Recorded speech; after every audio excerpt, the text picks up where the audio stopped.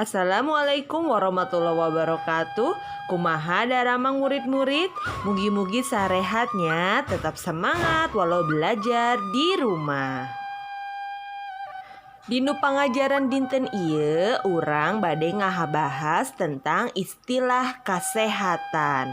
Istilah kesehatan sebenarnya artinya hampir sama dengan bahasa Indonesia karena merupakan kata serapan dari bahasa Indonesia. Yuk kita pelajari apa saja contoh-contohnya. Vaksinasi artinya vaksin. Imuniasi artinya imunisasi. Opname artinya dirawat. Biasanya dirawat di sini artinya dirawat di rumah sakit.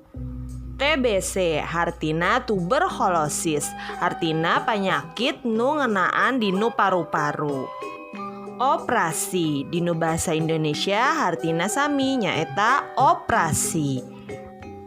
Resep dina bahasa Indonesia artina oge resep. Nah biasana ditulis ku dokter kanggo nebus obat di apotek. Bidan artina oge bidan. Riut atau riet artina pusing. Rumah sakit artina oge rumah sakit. Rakitis artina oge rakitis nyaeta penyakit kalainan dinu tulang.